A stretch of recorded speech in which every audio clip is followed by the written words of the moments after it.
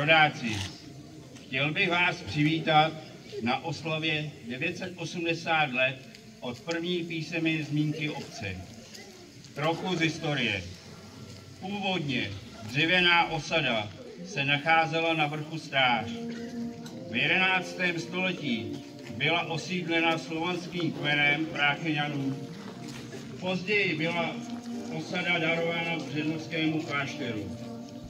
V průběhu historie byla osada několikrát vypálena, včetně nájezdů loupeživých rytířů z nedalekého hradu Fribourg. Při archeologickém průzkumu byly identifikovány terasovitě uspořádané pružiny a výrazné pozůstatky kamenných valů. Středověké a novověké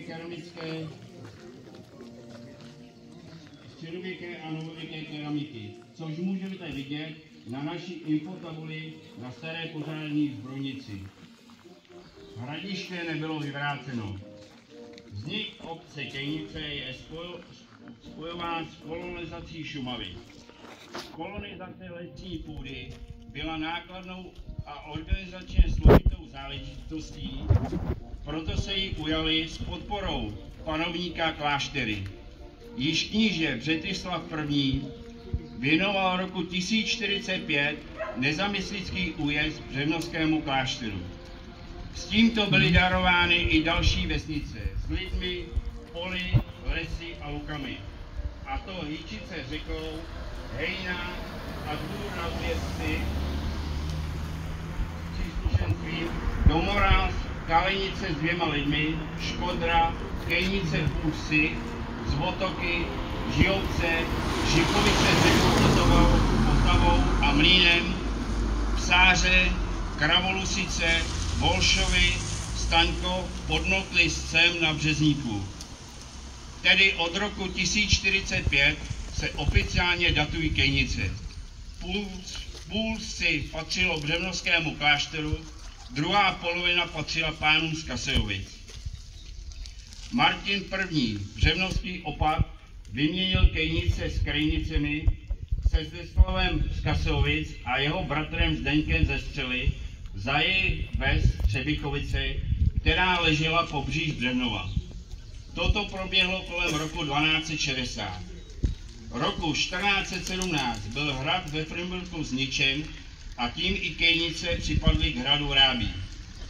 Císař Zikmund zastavuje roku 1437 Rábí rodu Riesenbergů a tím se Kejnice dostávají do rukou tohoto rodu.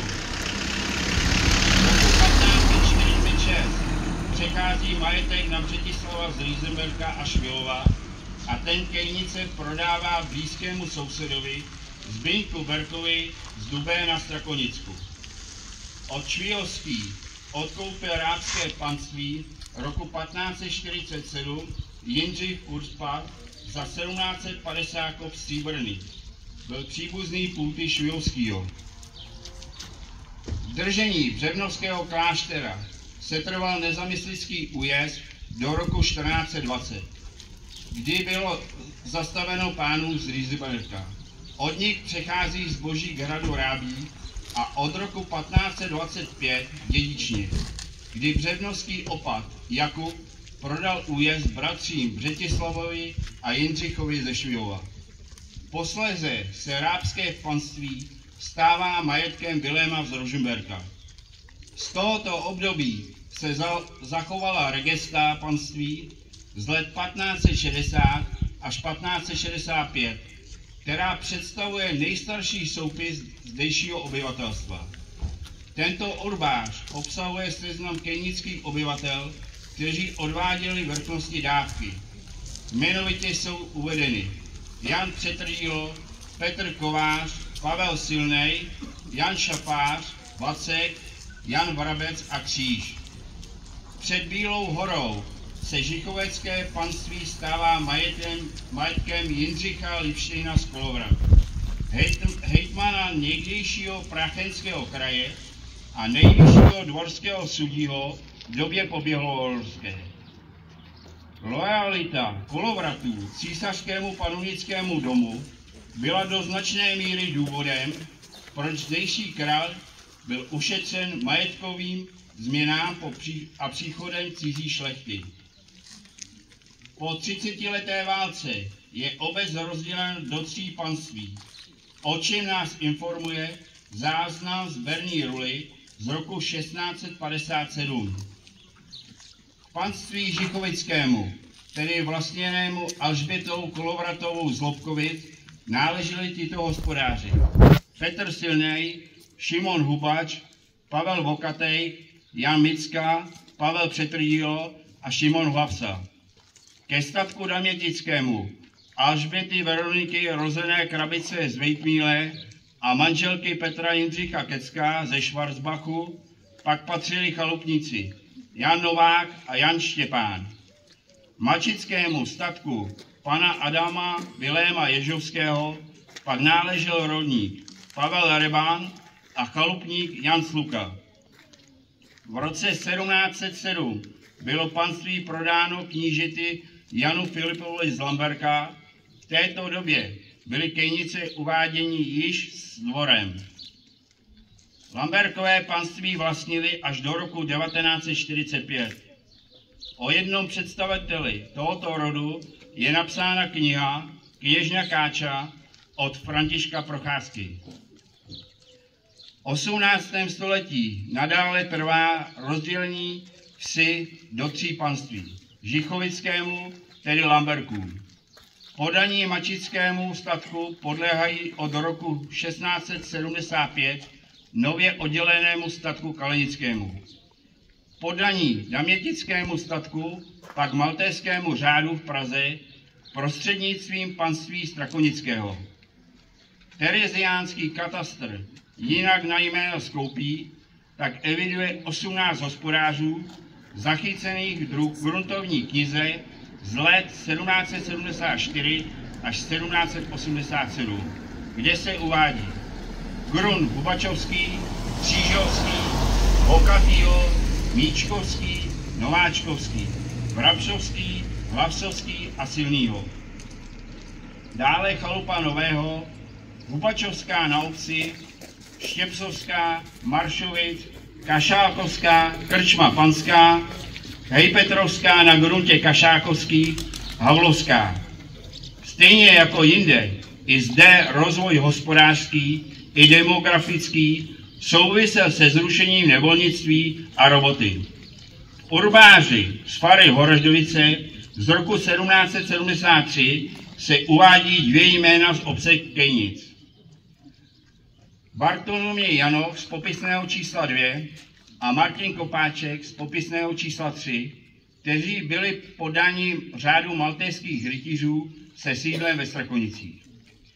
Historicky se toto území dotkly válečné konflikty. Jednalo se například o přítomnost francouzských okupačních vojsk během války o dědictví. V roce 1742 branci z Pošumoví, ať už sloužili u 10. a později 11. pluku v Písku nebo pod praporem arcivévody Karla. Ve 20. století se dotkly vesnice 2 světové války. Oběti první světové války nám připomínají jména na vnějším pomníku. Za druhé světové války byly nuceně nasazení na práci v říši Karel Rejšek a Václav Švehla. V roce 1936 byly založeny 2 spolky. Sbor dobrovolných hasičů, ten příštím roce oslaví 90 let, a střelecká jednota, ta měla trvání jen do obsazení pohraničí. Léta zde působil svaz žen. Myslivecká tradice je v Kejnicích spojována se jmény Petřík a Stáněk. Ještě krátce o kaplici. Naše kaplička je zasvěcená navštívení Panny Marie. První zmínka o kapli je z roku 1846. V kapli se nachází barokní lidový oltářík se sochou Panny Marie s Ježíškem v náručí. V roce 1861 byla provedena oprava, v témže roce byla vysvěcena. V roce 1949 byl nový zvon umístěn do zvonice kapličky a od té doby vyzvání v poledne a večer. Po roce 89 proběhly celkové opravy kapličky, jak vnitřku, tak i vnější budovy. Mezi významnými lidi Kyní patří Vlasta, zemřel 2. srpna 1986 v Praze. Doktor přírodních věd, archivář a knihovník, ředitel archivu a muzea hlavního města Prahy, autor mnoha knih o Praze. Krátce o místní části Karlovce.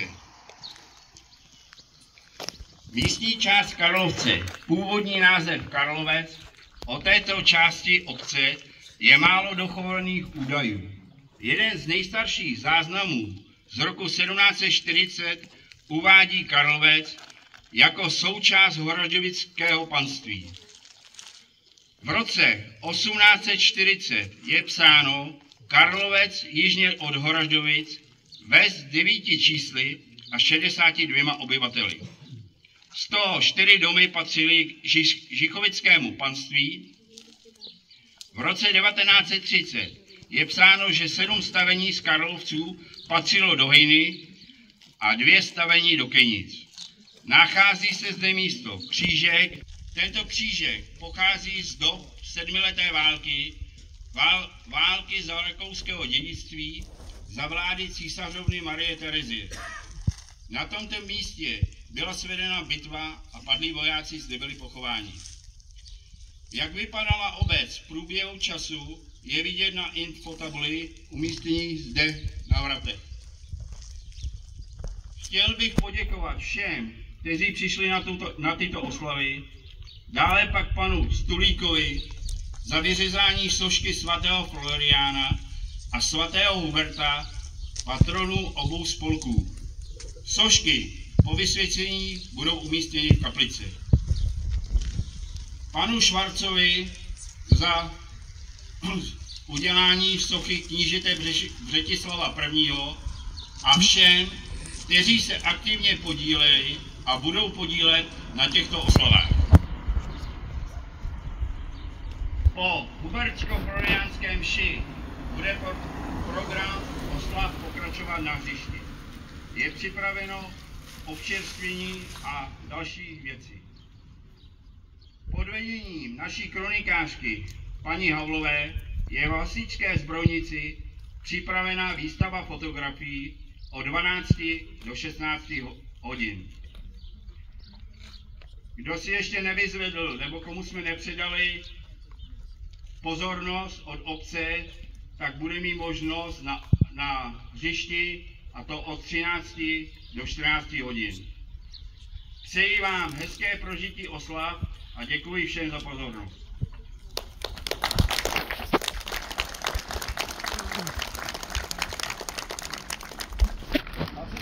Pozor, levou bok.